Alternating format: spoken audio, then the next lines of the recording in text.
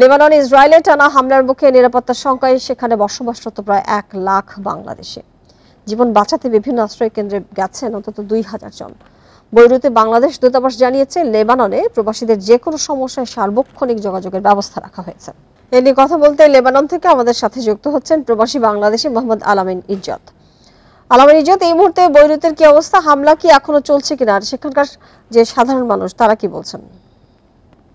বিসমিল্লাহির রহমানির রহিম।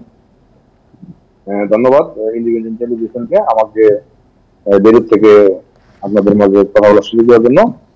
আসলে আপনারা অবগত আছেন, আমরা বিভিন্ন খবর দেখতেছি, বিভিন্ন টেলিভিশন আপনারা প্রচার করতেছেন যে প্রায় 3 মাস যাবত এই ইসরায়েলের আগ্রাসন চলতেছে লেবাননে, কিন্তু বিগত 1 সপ্তাহ যাবত, গত শুক্রবার অর্থাৎ প্রায় 10 থেকে 11 দিন যাবত এই আগ্রাসনটা বেড়ে গিয়েছে।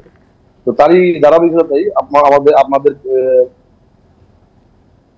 বেইরুতের বাইরে যে লেবাননের যে বর্ডার অঞ্চল আছে, অর্থাৎ ইসরায়েলের সীমান্ত এলাকায়, ওখানে আপনার সাইদা, নাবাতিয়া, আসুর, শেবাজে এসব এলাকা আছে, এখানে বাংলাদেশের বেশি ক্ষয়ক্ষতি হয়েছে বেইরুতের হচ্ছে। তো ওখানকার যে মানুষগুলা আপনার বেইরুতের দিকে চলে আসতেছে, শহরের দিকে, দক্ষিণাঞ্চল থেকে উত্তরের দিকে আসতেছে। তো এখানে বাংলাদেশিদের চরম দুর্ভোগে পড়তেছে। বিষয়টা এই কারণে যে এখানে আবাসন বা খাদ্য সংকট হইতেছে বেইরুতের মধ্যে, এবং বর্তমানে বেইরুতের মধ্যে, যেমন গতকালকে আমি যে এলাকায় থাকি বেইরুতের একদম মধ্যস্থল, এটার নাম হলো আলকোলা, এই শহরেও একটি শিয়া মসজিদ, শিয়া অধ্যুষিত এলাকা, মসজিদ আছে এখানে, শিয়া মসজিদ, এখানেও আগ্রাসন করছে।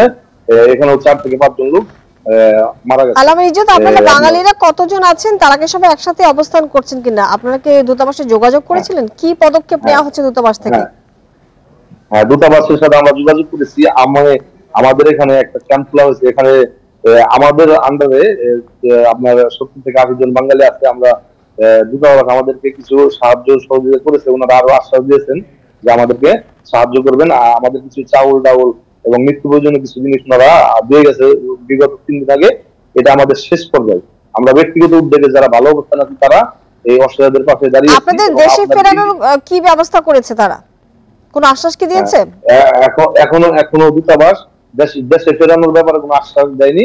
তো আমরা দূতাবাসের কাছে আবেদন জানিয়েছি, ওনারা বলছে বাংলাদেশ সরকারের সাথে ওনারা কথাবার্তা বলছে, যারা দেশে যাইতে চাচ্ছে তাদেরকে দেশে পাঠানো হবে, আর যারা নিরাপদে নাই বা নিরাপদ আশ্রয় দেওয়া হচ্ছে বা খাদ্য সামগ্রী ব্যাপকভাবে অনেক মানুষ আপনার অসহায় অবস্থা আছে, কিন্তু দূতাবাস সবকিছু কভার করতে পারতেছে না জি বর্তমান সময়ে। আলামিন ইজ্জত, আপনারা যারা আছেন তারা সবাই নিরাপদে থাকুন। আমরাও প্রত্যাশা করি আপনারা নিরাপদে দেশে ফিরে আসুন। আপনারা নিরাপদে থাকবার চেষ্টা করবেন। অনেক ধন্যবাদ আপনাকে যুক্ত হয়ে এই বিষয়ে তথ্য দেওয়ার জন্য।